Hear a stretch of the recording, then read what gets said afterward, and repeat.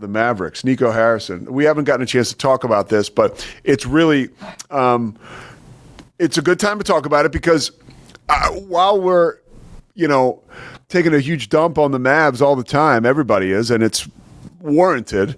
The background or the context of this situation as I see it is the owners did not want to pay Luka all that money in the offseason.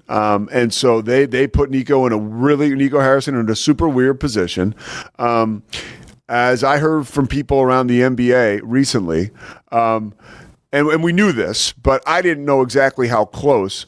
And I heard this from somebody in LA who's very close to like that whole deal.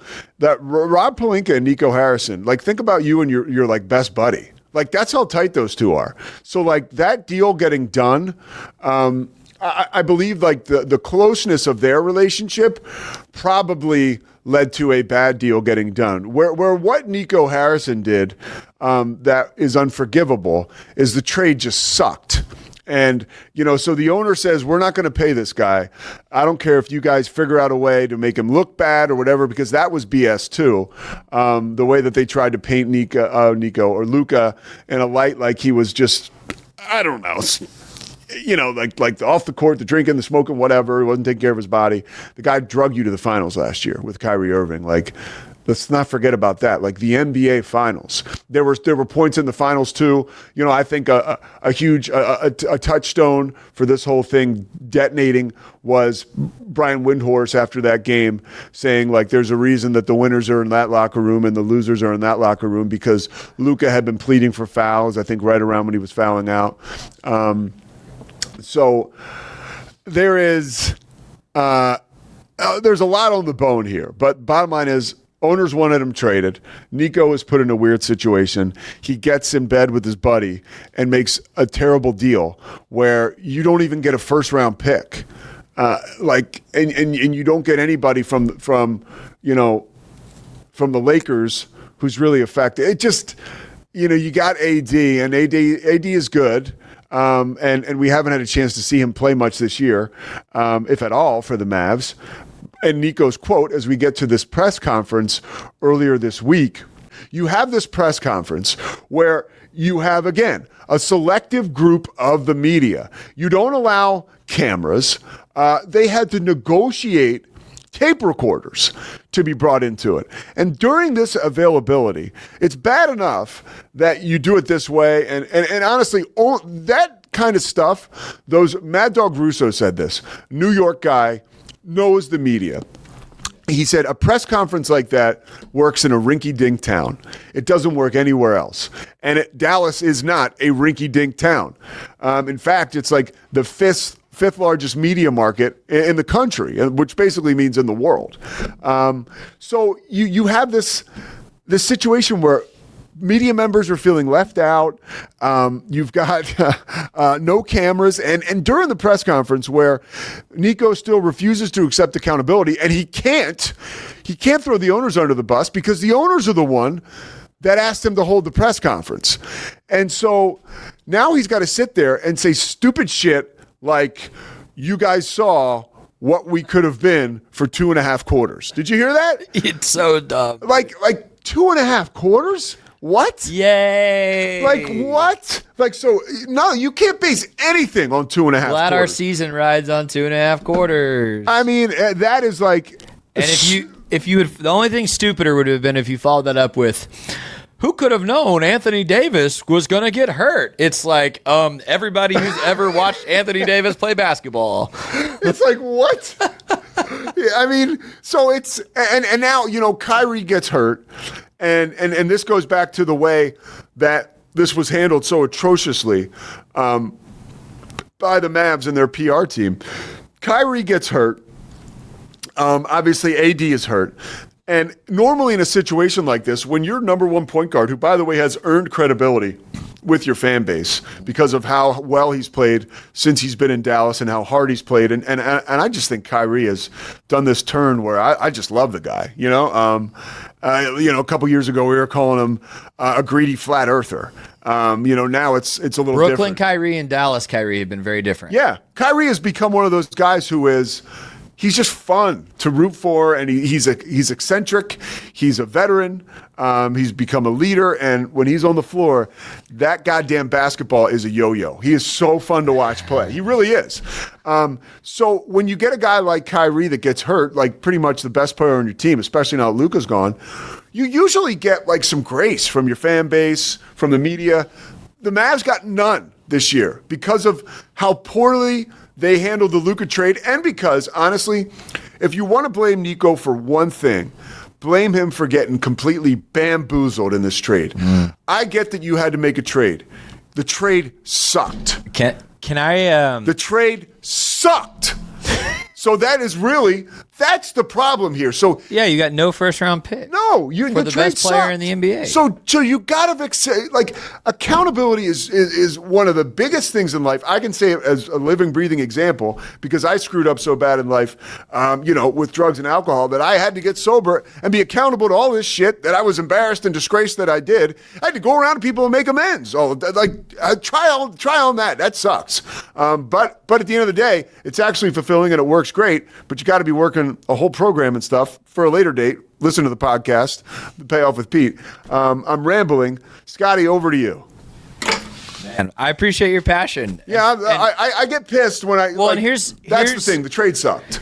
Let's call him to some accountability because I told you I wanted to bring this up, and I think it's another just example of how tone deaf and avoiding accountability Nico Harrison is. First of all, the fact that he had this press conference with no cameras. Initially, it said no microphones, but what I've heard is that he actually conceded. They negotiated it. Yeah, but the fact you have to negotiate microphones at a press conference, grow a pair, bro. But here's what he had an exchange with Tim MacMahon, who is probably the most well-respected sports reporter in Dallas working right now. Yeah. Like he's in the game. He's a Mavs insider. He's brilliant. I mean, we talk about journalism dying, not with Tim MacMahon. Matt Mosley would say he was a mentee of mine. Stephen A. Smith respects Tim MacMahon in Dallas. I love Tim MacMahon. He's a personal friend of mine. Yeah. Okay, here we go. It's long, but I think it's important. Please. Here's the exchange between best sports reporter in Dallas, Tim MacMahon, doing his job, and Nico Harrison. I think it's crazy. Tim MacMahon, in your own words, you created a 3 to 4 year time frame in building a finals team, a team that went to the finals last season. You gave up your first round capital of it 27 years, 27, 28, 29, and 30. So 3 to 4 years from now ends, you're out of first round draft capital. How is that a logical decision? Explain the logic of that for the long-term interest of this franchise. Totally inbounds, right? Yeah. Here's what Nico Harrison said. Can you repeat that? He didn't understand, right?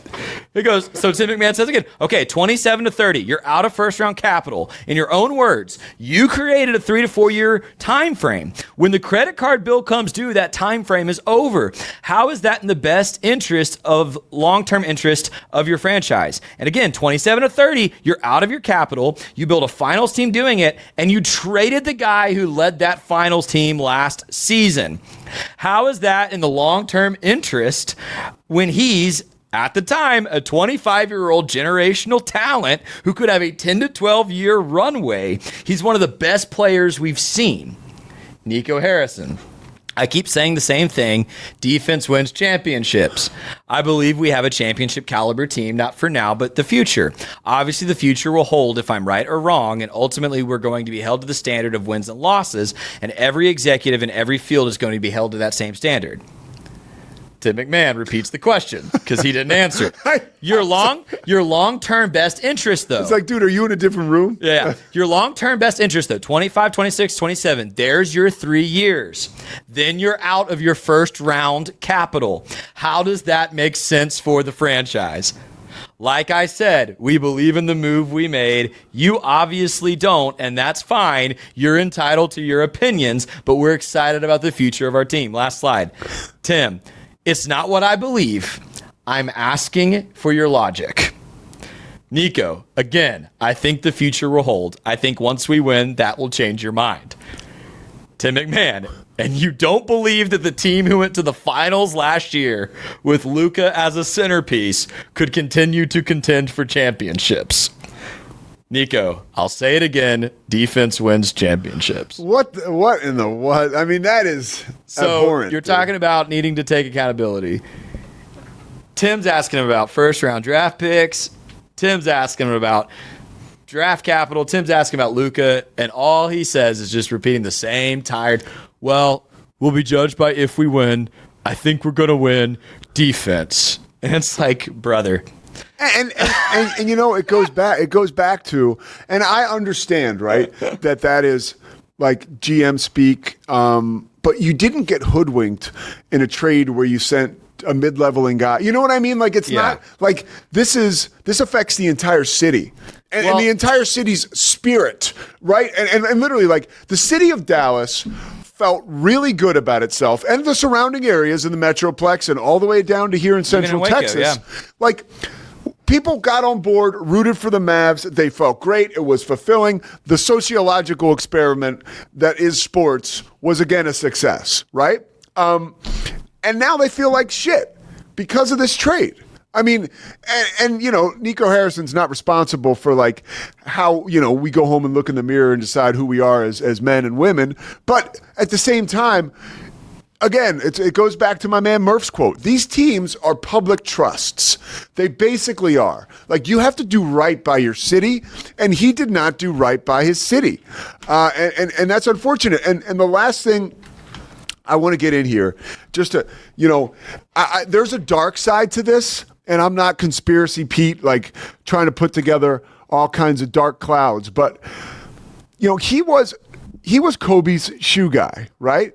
With Nike, Nico was. And, you know, for all I know, he's a shrewd basketball guy, but like Rob Pelinka was Kobe's agent. Like, I'm not even sure. Like, there's a world in which, like, Rob already had a previous relationship with Nico, so he got Nico to be the point guy on the shoe deal. Like, these guys are thick as thieves. And right here, it appears that's exactly what they are. Like, their personal relationship could possibly, I mean, it begs the question, like, does this need an investigation by the NBA? Like, is there more to this? Like, if Nico gets fired next year and the Lakers win a championship, I'm telling you, it's like Sanford and Son heart attack time, because it's possible, like, he would end up working for the Lakers. Like, could you imagine, right? Like, but that is, like, on the table. This whole situation could be even way worse than it seems now. Again, I'm not saying, like, Nico's got horns coming out of his head, like this was, like, some dark plan. But, like, it is, like, scary how two those close are and how big this deal is and how bad it has gone. That is the NBA should get involved on some level here at some point in time. Listen, it's clear at best Nico Harrison is the most naive, out-of-touch general manager ever. At best. Naive. We can just trade Luka. We'll win. It'll be fine. Yeah. That's naive. Yeah. At worst. And naive to not understand the reaction. At worst. That will come with it. At worst, it's exactly what you're talking about. It's collusion. I wanted to read one more quote, much shorter. You mentioned that you have to. Running a professional sports franchise is about the. What'd you say? The trust of the fans? Yeah, it's like a public trust. Yeah, You know, yeah. 3 days ago, this quote from Nico also really bothered me. My obligation is to the Dallas Mavericks. It's what's the best interest of the Dallas Mavericks. That's the most important thing. Some of those decisions are going to be unpopular to Dirk and maybe to the fans. But my obligation is to the Dallas Mavericks. Pete, as a lifelong Mavs fan who got off the train, Yeah. if your obligation is to the Dallas Mavericks, it is also to Dirk, and it is also to the fans. Yeah. Because that is a team that has had the most loyal, diehard fans. I mean, they are right behind the Cowboys in Dallas in terms of people show out for the Mavs. Dude, Mavs games were awesome to go to. And Dirk, people know what Dirk is in NBA history. If you weren't in Texas or in Dallas while he was playing, you don't understand. Yeah. The fact that he was a 20-year guy for that franchise that beat the Heatles and got the ring. Yeah. You go against Dirk, bro, you've lost every Dallas Mavs fan. Every one of them. Yeah. Every one of them. So I think he is totally living in a different world. I remember Mark Stein being on the Bill Simmons podcast. This is when it was strictly audio and before Bill was at the Ringer and before he had started that Grantland. Mark Stein said, in a city where the Cowboys are playing well, they were playing well at the time, Dirk has been the most popular athlete for like a decade, Yeah, longer than that by the time he retired. Yeah.